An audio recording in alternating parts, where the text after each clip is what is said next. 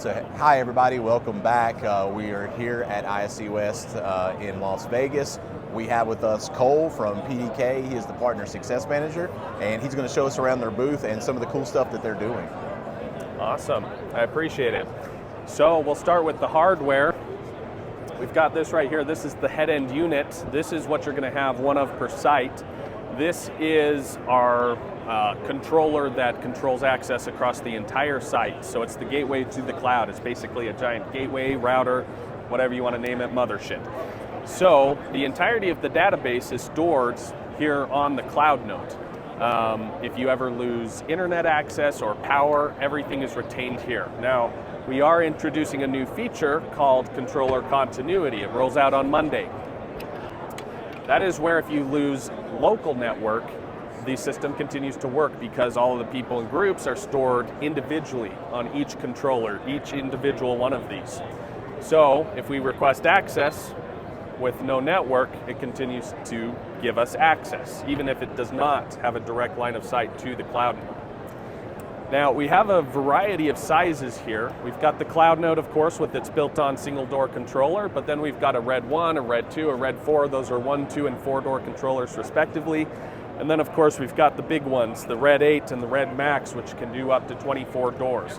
You just mix and match any one of these. You can assort any style of these for the site. So we make it very malleable, very easy to scale a system. Just add whatever you need.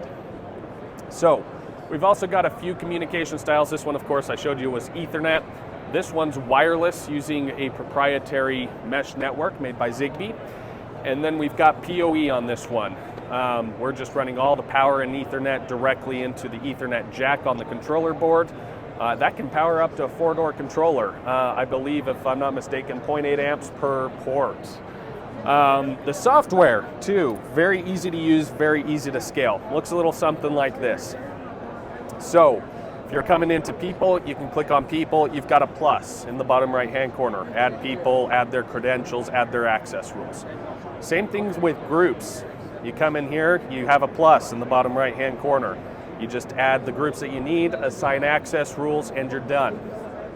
Even down to installing the system, super easy. You just hit discovery, you hit the big orange button in the bottom right-hand corner, it pops up with all the controllers, and you can add them to the system.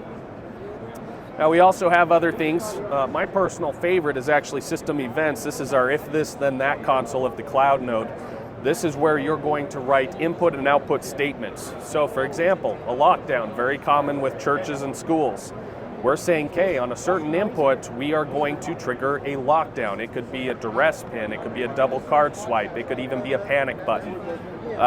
You can trigger all that from here. Now, you can do other things like send text messages or emails to notify you real time of system events.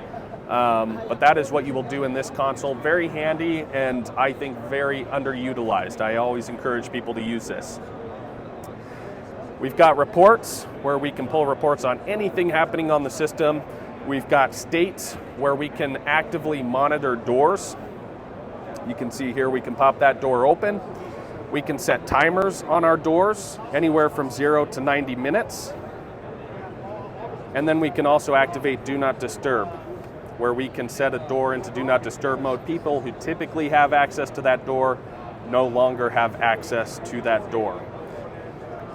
Now, along those same lines, we can also monitor power events and networking events. So you can see here we have a few network modules that are not communicating. That means we can address those remotely.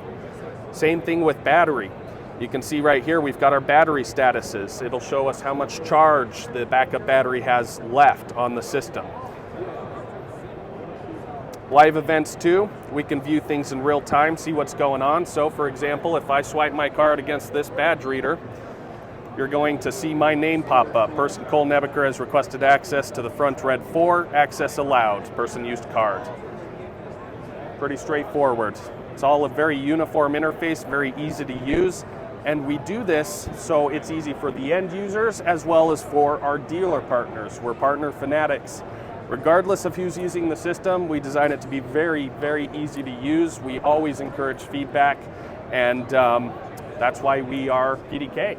That's what we do.